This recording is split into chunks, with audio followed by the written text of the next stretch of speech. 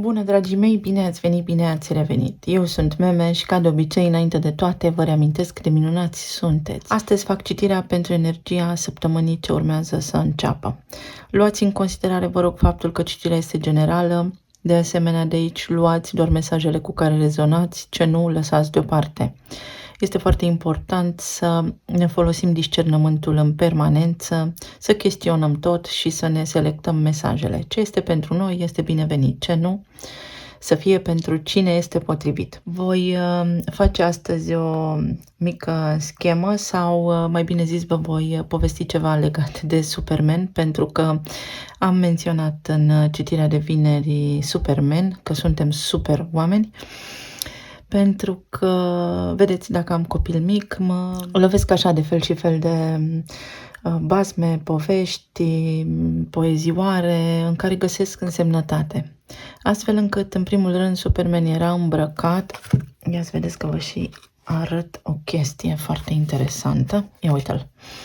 În albastru și avea o capă roșie, o pelerină roșie. Uite-l pe Superman, care este magician în plan fizic. Adică noi avem în planul fizic superputeri, doar că nu știm aceste lucruri și vă arăt și de ce, ca să înțelegeți și tarotul ăsta, cum se citește el de fapt, pentru că oamenii ăștia care l-au creat în forma pe care o avem noi acum, după anul 1900, respectiv Vaite și Pamela, erau în ordinul acela Golden Dawn și știți că fiecare ordin din ăsta tăinuiește niște lucruri. Ia uite-l din nou pe Superman, vedeți? Tot în roșu și albastru îmbrăcat. Ia uite-l, tot în roșu și albastru îmbrăcat. Adică esența noastră divină, practic, din nou, cavalerul de bâte, are tot aceleași simboluri. Peste tot vedem această simbolistică a culorilor roșu și albastru. Să nu mai vorbesc despre justiție, cel puțin în acest set, care este absolut uluitor. Dar uite, vom lua cartea 8 de spade, care ne spune că avem un blocaj. În ce? În mental, pentru că vorbim despre elementul aer. Nu vedem realitatea, nu vedem ce să facem, ne simțim constrânși, condiționați în propria noastră viață, realitate. Avem această legătură, această bandană, da, pusă pe ochi. De fapt, este pusă pe cel de-al treilea ochi. Pentru că este îmbrăcată în roșu, vorbim doar despre magnetism. Superman zbura. Avea capacitatea să zboare, da? El nu era legat de planul terestru prin gravitație. Gravitație care, a zis Newton, stând așa și contemplând în biroul său sau unde stătea el, că există. Au venit alții mai deștepți ca Newton, care au spus că de fapt există electromagnetism, ceea ce este și adevărat. Și pe vremuri, pentru că al nostru câmp electromagnetic, planetar, dar și personal, era activ și funcțional, puteam să levităm. Noi nu mergeam, ci levitam. Ne deplasam așa cum vă imaginați voi că levitează cineva, că zboară, precum Superman. Planeta lui Superman era Krypton. Krypton, care este element și el în tabelul lui Mendeleev, cu numărul 36. Este un gaz nobil, rar, foarte rar. Avem florura de Krypton și regăsim Kryptonul ca și gaz în lumina fluorescentă, să-i spunem, ca să nu vă bag în termeni foarte fizici și foarte chimici, de la lasere, de la luminile din aeroport, de la luminile din aparatele CT.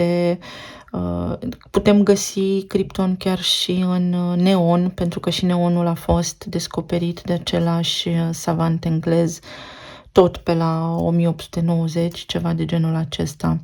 Bun, deci Kryptonul este un gaz rar, nobil, care se regăsește în atmosferă.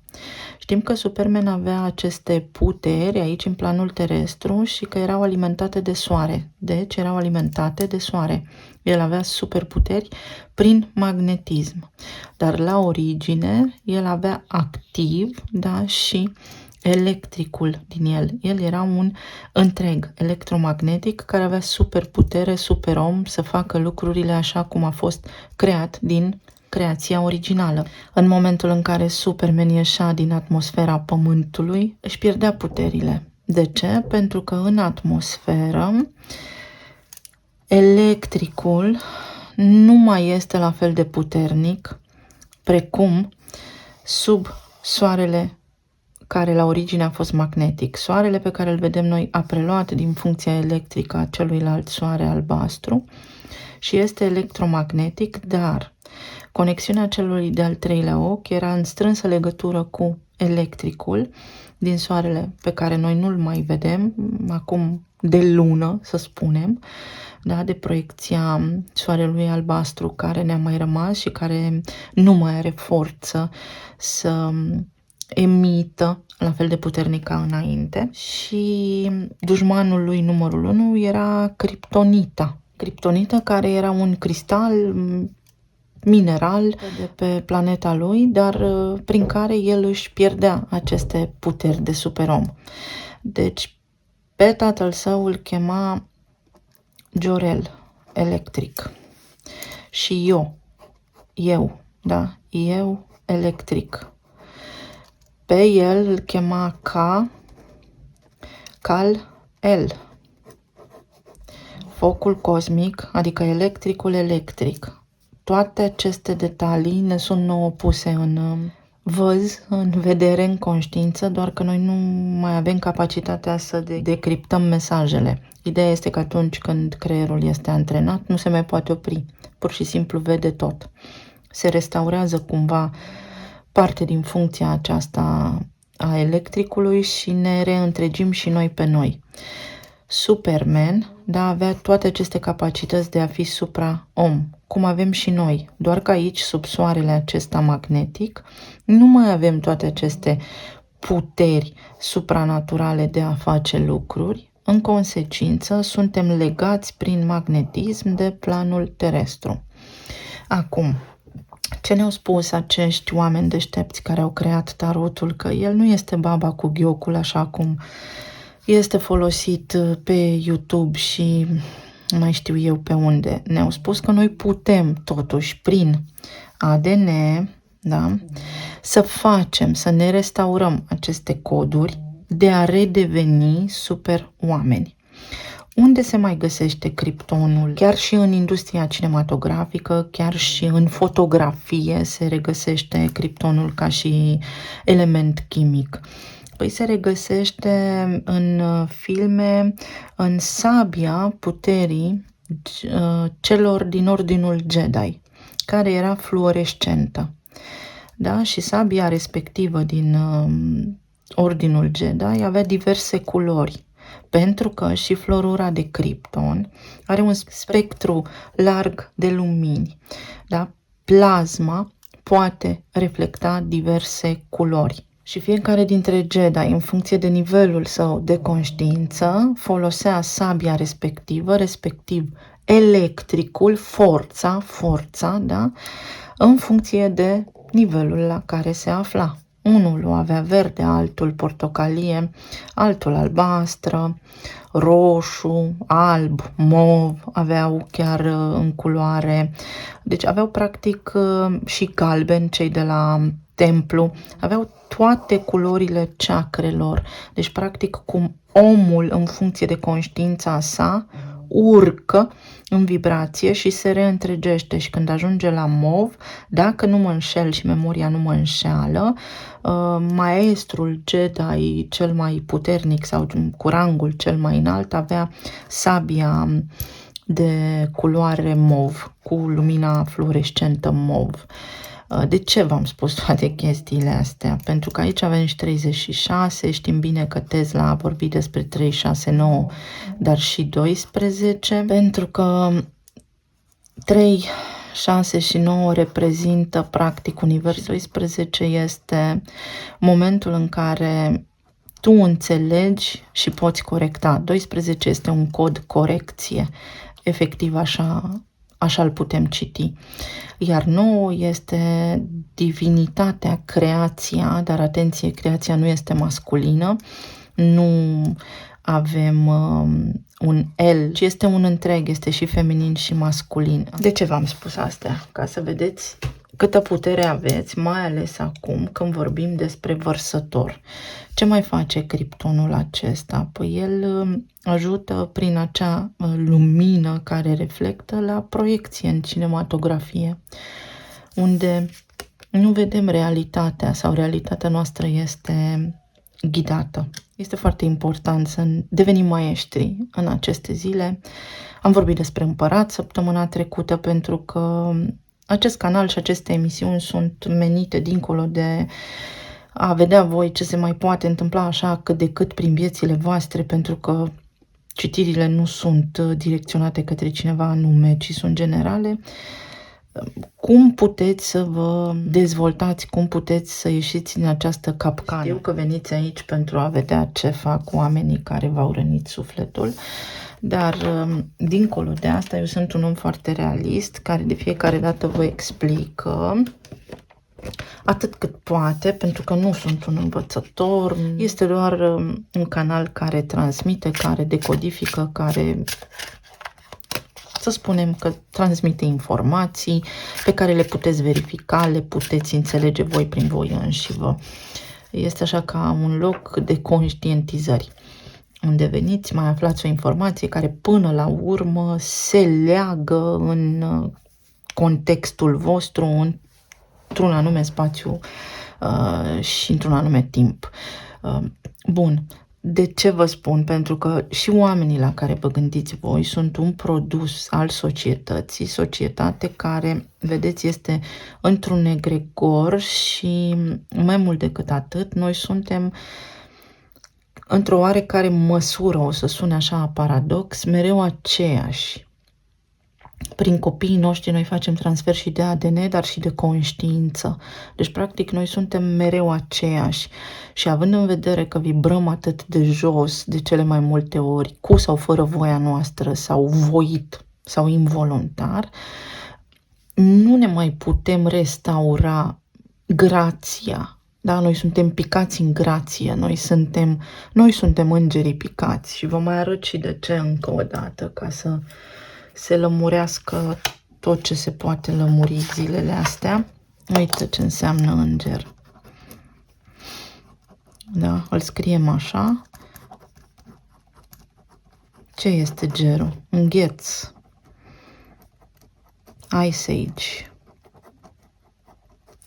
Conștiință înghețată, conștiință picată. În ce? În ger. Vibrație joasă. Joasă. De ce? Păi ne ducem către 0. La 0 grade ce este? Frig. La 10 grade? Cât de cât. Da? Când e cald afară, când e stabil afară, noi trebuie să ne dezghețăm conștiința. Noi suntem îngerii căzuți. Noi suntem îngerii căzuți. În ce? În conștiință. În vibrație. Da? Din gamma în beta și foarte mulți în alfa. Și de-aia nu ne mai înțelegem noi cu noi. Suntem frate contra frate, suflet contra suflet. Nu ne atacă nimeni. Noi suntem propriul nostru dușman. Și atunci când noi nu ne vindecăm pe noi, nu se vindecă nimic în jurul nostru. Există doar probabilități, un potențial de desfășurare în viețile oamenilor. Potențialul acesta poate deveni realitate sau nu în funcție de conștiința voastră și de trecutul vostru.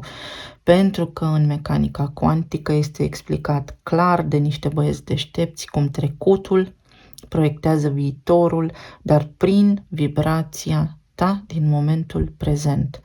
Ca să poți schimba viitorul, trebuie să-ți înțelegi trecutul în fiecare moment prezent.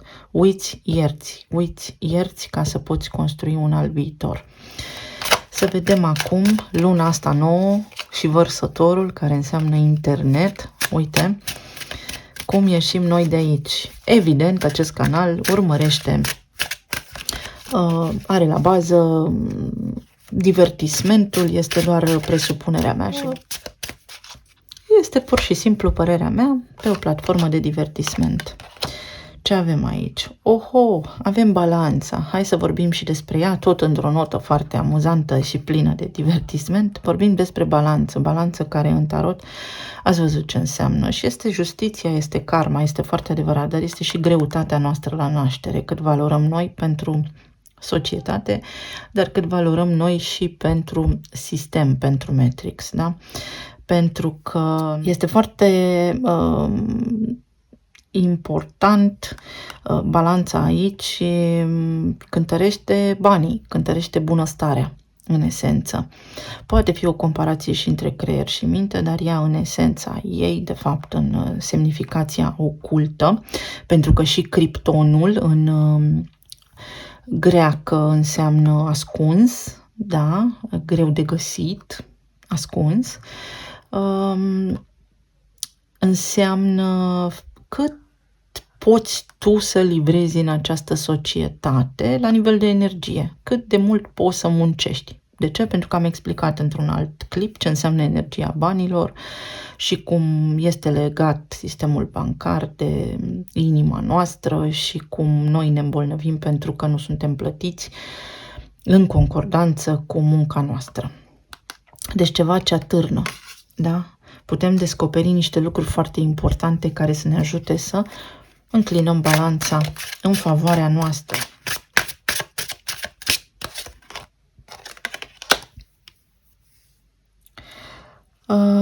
Aici vorbim despre faptul că nu prea ne simțim bine zilele acestea sau că nu prea știm ce ne dorim să manifestăm. Este foarte multă confuzie și vă înțeleg și știu ce spun pentru că mă regăsesc și eu în asta. Experimentezi un sentiment, o trăire ciudată. Ai senzația poate că ceea ce simți tu nu este corect sau experimentezi o trăire, un sentiment de vină și de rușine. Poate îți place de cineva care, nu știu, are o altă relație, poate ți este rușine că ai sentimente pentru cineva care este căsătorit sau poate nu este ceva în regulă în relația pe care tu o ai acum, este ceva ce atârnă, este ceva ce te-a împovărat, este ceva ce te-a stors de energie, dar aceste lucruri se pot schimba, alegerea ți aparține. Conștiința. Se întâmplă ceva la nivel de conștiință, este această ocazie pe care ne-o dă luna nouă din Vărsător. De ce? Pentru că am spus că luna este proiecția electricului, ce a mai rămas din electricul adevărat. Noi putem să ne conectăm la planul nostru divin, la forma noastră divină pentru a înțelege ce se întâmplă aici în relațiile noastre, pentru că la citirile de tarot se uită oamenii care au un off în dragoste sau cum să-i spunem. Are vreo relevanță omul acesta în viața noastră? Mai ținem cu mâinile strâns de el? Este relația dintre noi doi corectă acum? Sau poate în legătură cu oricine acum cu care eu am un conflict? Mai stau aici în acest egregor, vedeți, al vibrației nepotrivite pentru că nu mă ajută. Mai mult decât atât, nu știu dacă știți, la un moment dat, tot prin 1900, s-au întâmplat multe din 1750 încoace, asta dacă sunt anii corecți, pentru că nu mai cred nimic. Existau niște clopote din acestea foarte, foarte mari, prin care oamenii se vindecau. În atingerea lor emiteau o frecvență care vindeca. Și sunt poze pe internet unde au fost distruse. Acum. Schimbarea este aici. Uite, soarele, vezi? Te poți îmbarca în această nouă schimbare. Poți, cu această lună nouă din Vărsător, să ieși din zona de confort, pentru că a făcut quadratură cu Uranus din Taur, și să vezi că poți să și reușești. Nu ești atât de mic precum pari. Nu ești atât de neputincios precum ai fost făcut să crezi că ești. Orice are o soluție. Deschideți mintea. înțelepciune, numărul 22 și nodul nord. Nodul nord care s-a mutat la 17 grade. În Berbec a făcut săptămâna trecută și o conjuncție cu Chiron, adică s-a întâlnit cu Chiron, cu rana noastră eternă, cu vremurile de mult apuse și acum ne spune prin 17, care este codul omniscienței, clar viziunii, clar prezenței, cum vreți să-i spuneți. Uite, poți să construiești. Nu e ușor. Nu e ușor să deschizi ochii, nu e ușor să înțelegi că lumea în care trăim este altfel, nu e ușor să înțelegi că, de fapt, tu ai responsabilitatea asupra vieții tale și că tu poți să depășești singur, doar tu poți să te ajuți, nu e ușor, dar poți să o faci, poți să ieși din asta, poți devii maestru, poți să ai o viață bună, dar doare pentru că trebuie să accepti trecutul, trebuie să-l înțelegi și să-l uiți, dar printr-o perspectivă foarte înaltă. Să nu porți pică nimănui, să nu ai resentimente, să nu blamezi, pur și simplu să lași totul în urmă, exact așa cum este, ca un observator. Această lună nouă va aduce vouă înțelegerea despre noi, despre lume, despre viață, despre faptul că suntem pe aici actori, că jucăm niște roluri, îmbrăcăm o haină, ascendentul care este personalitatea, dar nu suntem eul nostru autentic. Până ce nu-l găsim, orice citire de tarot va fi incompletă.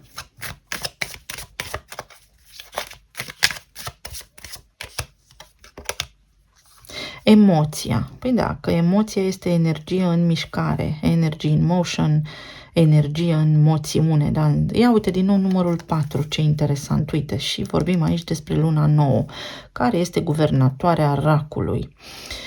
Vorbim aici despre purificare, da? Despre a schimba aceste sentimente de vină sau aceste sentimente de rușină sau de neputință în legătură cu cineva din relațiile noastre sau în legătură cu cineva anume care vă stă aici ca un pitic pe creier și vă creează mici obsesii pentru că a intrat Pluto în Vărsător.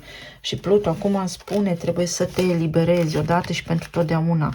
Dă-i drumul lui, ei, celui care te-a rănit, doare, pentru că asta înseamnă să ieși din zona de confort, dar poți să o faci. De ce? Pentru că se deschide o lume nouă, începe o lume nouă, se separă lumea. Ce înseamnă că se separă lumea? Că voiește internetul? Păi înseamnă așa, tu, dacă îți ridici nivelul de conștiință și vibrația, nu te mai întâlnești niciodată cu omul care te-a rănit, niciodată. Poți să-l cauți, poți să vrei tu, nu te mai întâlnești, pentru că așa funcționează, energia, este... emite în valuri, ca să înțelegeți voi, și atunci nu se mai poate, nu vă mai găsiți om cu persoană acolo. Să vedem în relații. Luna nouă în relații, ce ne aduce? 4 de monede. În planul material. 10 de cupe. Bravo. Și în zona emoțională 3 de monede. Uite. Situația mea actuală. Fac un pas înapoi și ajung la împlinire. Înțeleg, fac un pas înapoi și mă eliberez. 4 de monede este o carte a energiei care stă. Este acest Uranus din Taur care vine și lovește foarte puternic. Este conștientizarea că sunt prins, dacă sunt singur într-o credință veche, nu mă simt bine eu cu mine. Când mă văd, e ceva la mine care nu-mi place, mă condamn pentru felul în care arăt, sunt timid, cred ceva, ori vreau prea mult de la un partener sau spun, ce vreau eu e un ideal, sau despre sexul opus, nu mai sunt nici bărbații, nici femeile cum erau odată, sau ceva, o convingere. Ca să mă înțelegeți. Și trebuie spart acest lucru și trebuie să spun, măi, imposibil să nu-mi găsesc și eu petecul. Imposibil să nu-mi găsesc și eu sufletul potrivit cu care să fac pereche, parteneriat în această viață și să am pe cineva alături cu care să trăiesc în armonie. Da? Pentru cei care sunteți în relații deja stabile. Aici este o energie care arde, uite, magnetic. Magneticul ăsta, el ajută. Magneticul ăsta dă forță, da? Dă forță pe orgoliu, dă forță foarte mult pe ego, dă foarte multă istorie împreună și tipare, da? Orice lucru făcut de 3 ori consecutiv devine deprindere comportamentală, devine un tipar, devine o rutină, o obișnuință. Deci trebuie să facem un pas înapoi și să spargem o obișnuință, să schimbăm niște obiceiuri aici, poate la nivel financiar, poate la nivel de comportament, la nivel de comunicare, în tot cazul, pentru ca voi să fiți bine în cupluri în aceste zile, este nevoie să faceți un pas înapoi, în sensul că să vă deblocați, să ieșiți dintr-o credință de a nu vă putea descurca singuri, dintr-o credință fiecare după cum le are, pentru că sunteți foarte mulți și ar însemna să fac aici o citire de 10 ore. Ideea de bază este aceasta. Trebuie schimbat ceva aici la nivel de relații și dacă există provocări la nivel financiar, unul dintre voi poate sparge această buclă a limitării și poate aduce mai mulți bani în casă. Pe de altă parte, aici există o convingere care vă ține într-un cuplu, care nu vă mai place, dar există o convingere care vă ține aici. Iar pentru cei care v-ați despărțit, ați rămas aici, vedeți, prinși, dar este din cauza vinovăției, a neputinței, este și obsesie aici, dar este și o stare de nereușită, de înfrângere, de înfrângere și aici este o stare de a fi o victimă. Este victimizare. Și ca să ieșiți din povestea asta, trebuie să conștientizați, nu mi era bine sau m-am despărțit, asta este, viața merge înainte pentru a putea înclina balanța asta, da? Trebuie să lovească cumva informația și să ies din povestea asta ca să-mi fie și mie bine. Altfel nu-i cu fericire. Ia să vedem. Uite, cavalerul de monede, încet fac un pas înainte, dar trebuie să mă conving. De la 4 de monede la cavalerul de monede este cale lungă, este evoluție. Cavalerul de monede spune că pot să cunosc pe cineva, să nu grăbesc lucrurile, să încep să mă uit la această relație și la interacțiunea dintre mine și altcineva pas cu pas. Dacă sunt într-un cuplu, trebuie pas cu pas de la zi să fac schimbările pe care eu le doresc, indiferent că vreau să rămân în acel cuplu sau să ies, pentru că altfel îmi voi aduce eu mie însumi, însă șocuri care mă vor dezechilibra și mă vor duce către suferință. Deci pas cu pas și zi după zi. Iar dacă sunt în perioada de separare, aici mi se arată că lucrurile cumva sunt pe loc, că această situație a separării dintre voi persistă, pentru că este cumva o stare agreată. Și uite ce mai avem aici. Vedeți, un iepuraș, o idee a victimizării. De ce? Eu n-am fost suficient de bun sau nu m-a apreciat sau până la urma urmei când ne despărțim ajunge să fie vorba despre noi. De ce? Uite câte mi-a făcut, am suferit foarte mult. Da, de acord, dar de acolo mă puteam retrage de dinainte de a ajunge totul să fie atât de amplificat și atât de dureros. Deci vi se spune să vă gândiți foarte bine ce vreți să faceți, pentru că fie vă îndreptați către regina de monede, fie către turn. Deci undeva aici există o șansă de împăcare, însă trebuie claritate mentală și luna aceasta nouă din Vărsător vă va aduce tuturor șansa să discutați. Este o discuție calmă, este o discuție pentru unii dintre voi definitivă, iar pentru alții dintre voi este o discuție așa cum nu ați mai avut. Este acea claritate mentală prin care să înțelegeți exact ce vreți de la viață. Sunt singur, pot cunoaște pe cineva, dar mă respect de această dată, nu doar pentru că vreau pe cineva alături. Dacă sunt într-un cuplu, aici trebuie clarificat acest 4 de monede care îmi spune că sunt legat de tine. De ce mă simt legat de tine? Ce ne leagă sau ce ne mai leagă pentru a ne putea dezlega? Iar dacă sunt în perioada aceea de separare, trebuie clarificat de ce. De ce mai vreau omul ăsta înapoi? Ce-mi doresc? Pe cine aștept, de fapt? Că iar este o citire lungă. 4 de spade. În zona relațiilor, 4 de spade spune că poate exista vindecare, că este timpul să respirați ușurat, să vă odihniți puțin, să nu mai puneți presiune pe voi, pentru că puteți ajunge la armonie. Dar trebuie să încetați voi să vă simțiți într-un fel anume, pentru că dacă a ieșit această carte, este aici un stigmat social, este aici o trăire anume pe care o simțiți.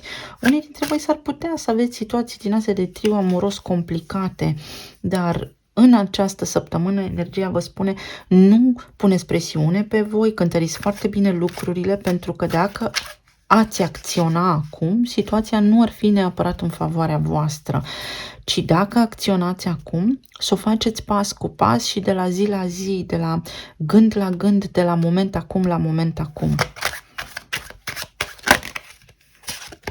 Avem aici evitare, uite, în zona de relații și gândire cumva limitativă, o negare a realității, o visare.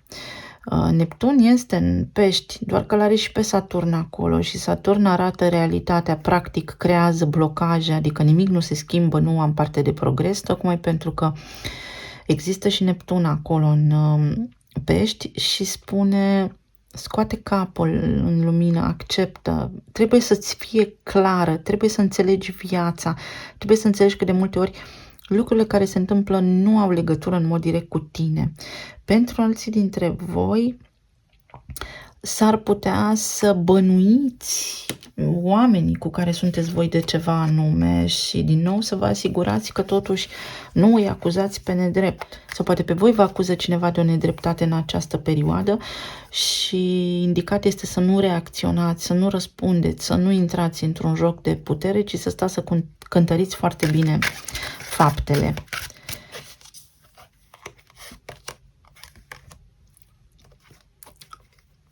Avem tot balanța, tot relațiile, casa 8, ceva legat de bani, poate fi aici o provocare, banii partenerului meu, ceva discuții în această privință. S-ar putea să apară în această săptămână și uite, mentalitatea de victimă și confuzie. Veți avea ocazia să depășiți aceste obstrucții și aceste provocări în această săptămână și după această săptămână, după acest timp, după acest răstimp, să fiți mai înțelepți, pentru că ce nu te doboară te întărește.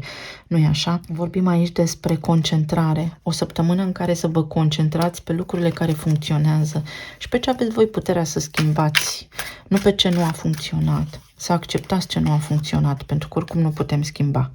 Este timpul și uite din nou casa a 8-a. Vedeți, sunt 50-50% șanse de reușit aici. Și este timpul pentru acțiune, dar ce fel de acțiune? Acțiune de regenerare, acțiune constructivă. Zi după zi văd ce pot face. Nu grăbesc lucrurile. Asta îmi spune energia aici. Vreau să mai iau o carte.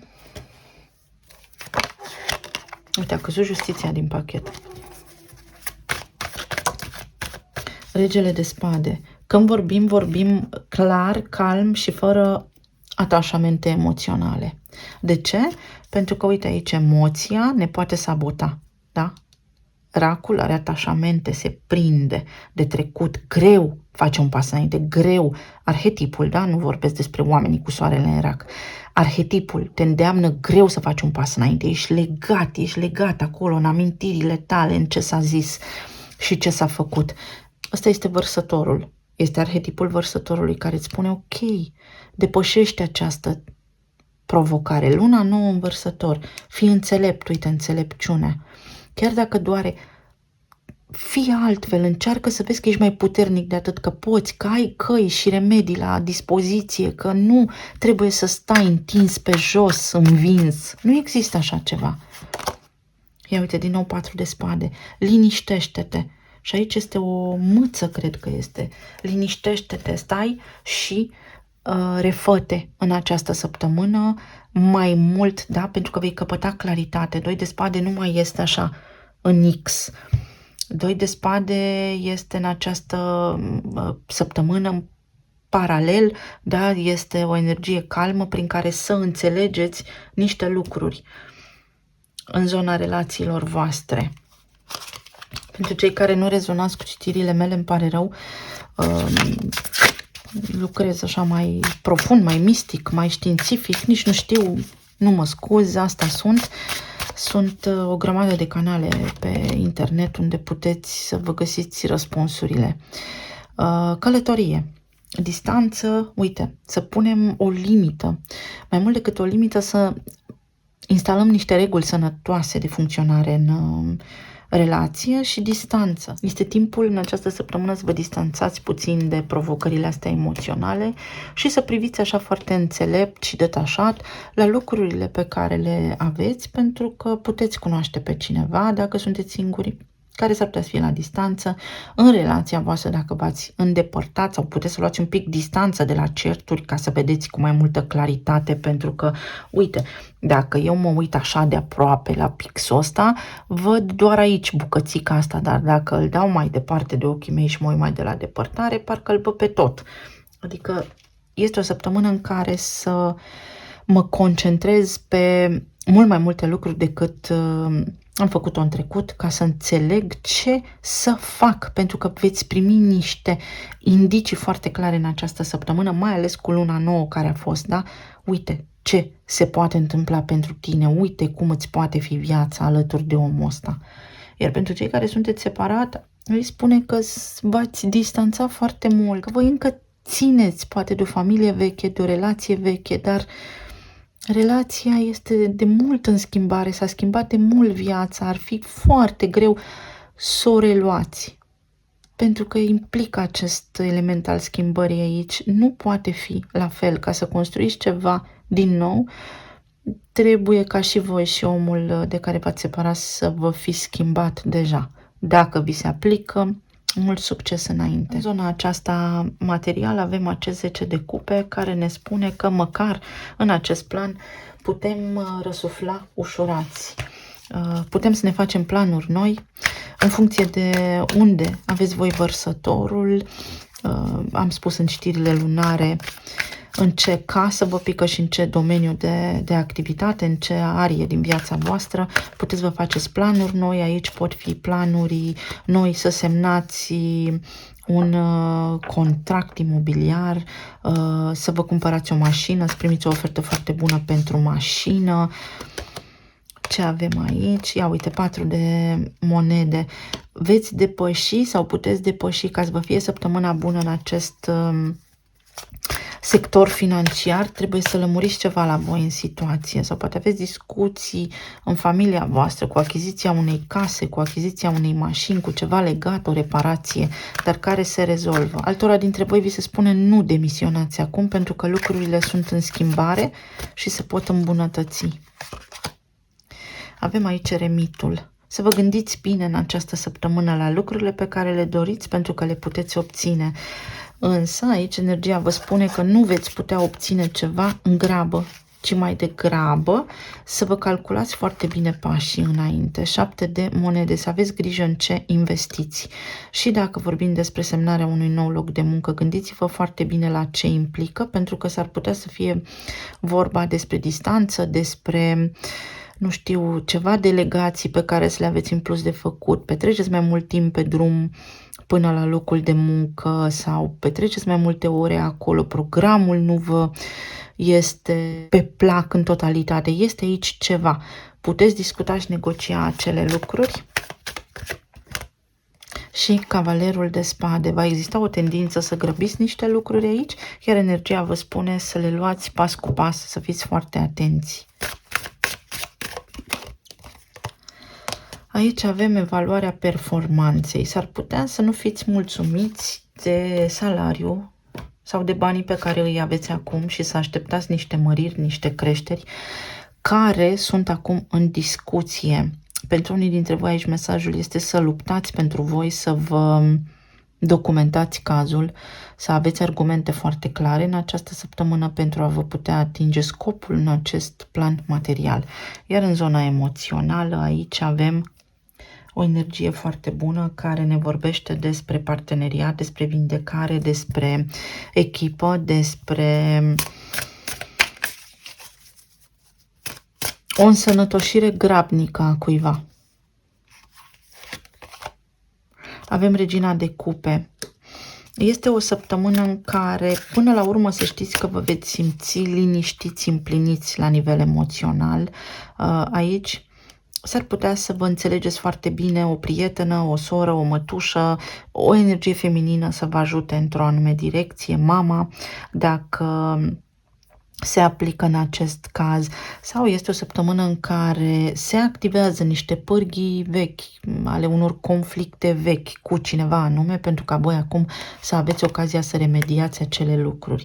4 de cupe, să nu vă mai simțiți vinovați, să depășiți o vină, să vă simțiți foarte utili, să vă restaurați încrederea în voi înșivă. Unii dintre voi s-ar putea să aveți nevoie de ajutorul cuiva care poate vă refuză sau nu poate să vă ajute în această săptămână și va fi foarte important să nu vă supărați, să nu vă întristați, sau poate vă cere cineva ajutorul în această săptămână și va trebui să livrați un mesaj că nu puteți face ceva anume pentru cineva, dar fără rușine, fără vină, pentru că este în regulă. 3 de monede. S-ar putea cineva să vă ceară bani împrumut sau voi să aveți nevoie să împrumutați niște bani, să cereți cuiva ajutorul. Nu vă supărați, nu vă necăjiți dacă cineva vă refuză, pentru că lucrurile se vor rezolva într-o altă manieră. Uite, îndrăgostiții. Până la urma urmei veți rezolva voi, veți găsi voi o cale să ieșiți dintr-un impas la nivel medical. Vorbim aici despre plămâni sau despre cum să fac să nu fiu trist, despre a vorbi cu cineva, cu un terapeut, cu o prietenă, cu un prieten, despre ceea ce simt, pentru că pot să mă vindec, pot să-mi restaurez starea de bine. Aici avem plămânii în această săptămână, deci ceva, să aveți grijă la stări de depresie, la gânduri negre, la deznădejde, la ce sens au toate astea, că oricum că de-aia ne-am născut, de-aia trăim acum, au tot sensul, facem parte din istorie. 4 de bâte, pentru că până la urma urmei vă bucurați. Există aici un cuplu, poate copii, poate niște prieteni care vă ajută, vă scot dintr-o încurcătură. Pe de altă parte, sunteți voi. Capricornul, ceva la picioare, poate fi ceva la sistemul osos, mai poate fi ceva legat de păr, de sistemul nervos, să, nu știu, aveți niște stări de apatie, astea în general sunt date de sistemul endocrin, de glanda tiroidă, să aveți grijă la aceste lucruri. Să știți că mai pot fi și lucruri legate de ficat, ca să nu mai spun că citam un studiu zilele trecute în care vorbeau, iar o să creez controverse, dar vă zic și vouă și voi studia și dacă ajung la o concluzie finală, revin. Că Alzheimer-ul și demența sunt de fapt diabet 3. În esență, foarte interesant va fi cum vor evolua lucrurile în societatea noastră, pentru că ăsta este un an, ăsta de vibrație 8, al revelațiilor, să știți. Luna. Uite, intuiție, subconștient. Da, atenție la stările astea de depresie, de deznădejde, de frică, de teamă, de vină, de nu pot să fac nimic, eu sunt mic. Nu suntem chiar așa de mici. Aici este visare, romanță, cineva care poate apărea, uite, Psyche, nectarul zeilor, este recunoaștere. Da, s-ar putea cineva să vă ceară scuze, cineva care înainte nu v-a ajutat să vă ajute acum, sau să cereți ajutorul cuiva, chiar dacă voi credeți că cineva nu vă va băga în seamă și nu vă va ajuta, o poate face, veți fi surprinși. Îl avem pe Uranus acolo în Taur, care a făcut quadratură cu luna nouă și aici acea energie, da, vine cu a ne scoate din zona de confort. Și vine și cu foarte multă senzualitate. Pentru unii dintre voi cu iubire, pentru alții dintre voi cu dragoste, care poate apărea acum. Sau cu surpriză. Uite, nu mă mai înțelegeam cu soțul și cu soția, dar dintr-o dată ajung la o concluzie. Îl vreau, nu-l mai vreau. O vreau, nu o mai vreau. Săptămâna asta este așa, delicată, să îi spunem. Talismanele.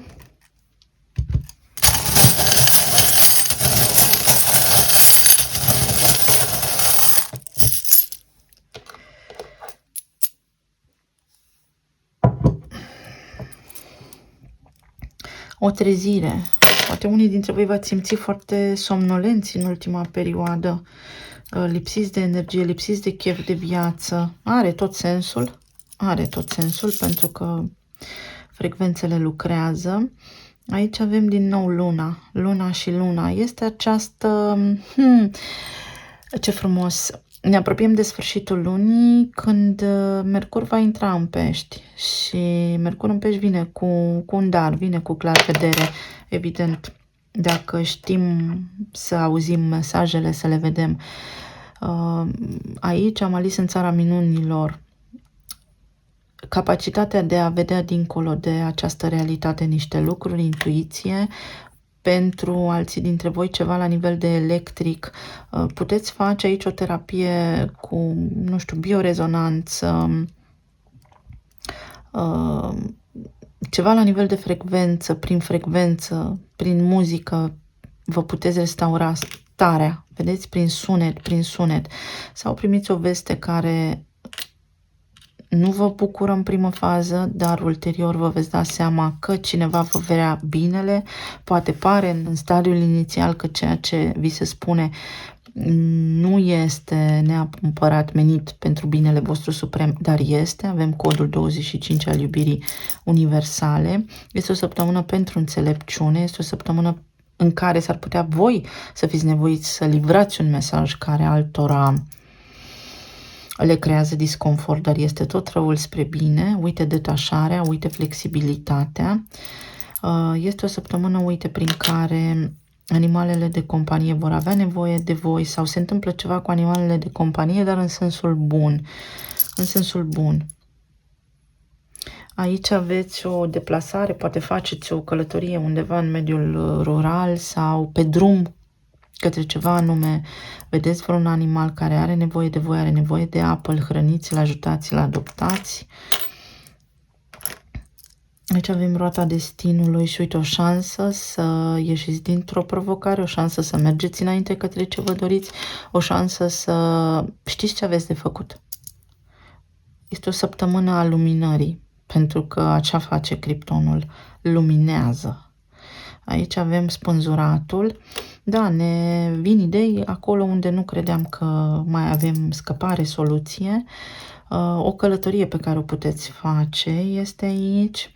Sau este vreo țară cu mare, cu apă. Sau este ceva legat de apă. Atenție pe la apă. Să nu alunecați la țevi, la conducte. Atenție la apă sau la minerale, la hidratare. Din nou, uite, un contract semnat, un câștig de cauză, o veste, o scrisoare, un mesaj care vine și mă bucur. Soarele și mă bucur. Soarele este la 21 de grade în acest moment când citesc, adică control, da? Mă eliberez de un control. De ce? Pentru că Uranus este la 19 grade, soarele. Deci ceva ce mi se blochează acum este de fapt pentru binele meu suprem. Nu-mi dau seama acum, dar este foarte bine și vă voi explica și de ce. De Revelion trebuia să ajung undeva într-o locație. Nu dau nume, nu contează. Într-o locație unde am zis, unde nu căutasem eu să ajung, printr-o conjunctură, cu niște cunoștințe, în fine, ni s-a spus că mai e o cameră liberă și am hotărât așa ad hoc, hai să mergem, că n-am mai plecat de mult, mai ales cu cea mică și cu pandemia, așa. Și am zis, măi, nu mă dau peste cap, dacă se poate, se poate, dacă nu înseamnă că n-a trebuit să ajung. Și ce să vedeți, a ars locația, da, cei care sunt din România, exact despre acea locație este vorba, acolo trebuia să ajung. Am mai avut și provocarea aia cu nervul sciatic și am zis, înseamnă că nu trebuie să mai plec nicăieri de Revelion, ca să-mi dau seama pe 26 dimineață că nici nu mai avem unde. Deci câteodată lucrurile se întâmplă ca să fie bine. Exact așa este săptămâna asta pentru voi. Să fiți atenți la ce se întâmplă, pentru că se întâmplă niște lucruri care de fapt vă fac bine.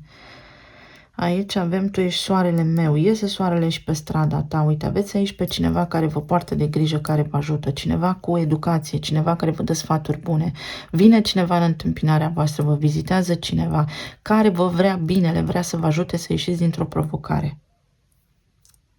Cineva bun la suflet, care vă ajută să câștigați ceva, vă ajută, uite, cu sănătatea, vă dă un sfat, poate mergeți la medic, cineva vă dă un sfat bun, primiți o vorbă bună care vă ajută.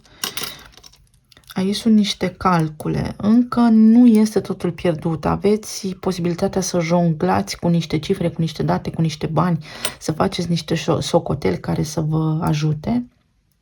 Trebuie să cereți ajutorul cuiva și îl veți primi. Avem inițialele D și P, se construiește un pod. Deci veți avea cum să ieșiți dintr-o situație. Veți avea cum să vorbiți cu cineva. Puteți face niște lucruri, dar voi construiți podul, adică podul acela există doar dacă voi vă uitați la el. Alții dintre voi trebuie să puneți stop unei situații. Vedeți, este un dop. Să puneți un dop. Fie vorbim despre apa de la voi din casă la care trebuie să aveți grijă, la vreo țeavă, fie atenție pe la mașină, da? Fie pur și simplu trebuie să opriți o situație, pentru că altfel vă inundă și vorbim aici prin comparație despre o avalanșă emoțională, despre multă apă, multă emoție. Trebuie să opriți o situație pentru a schimba situația în sine. Deci trebuie să opriți ceva anume pentru a schimba situația în sine. Eu vă mulțumesc tare mult, sper să aveți o zi minunată, să aveți o săptămână minunată și să ne reauzim cu bine și la următoarele citiri. Pa, pa!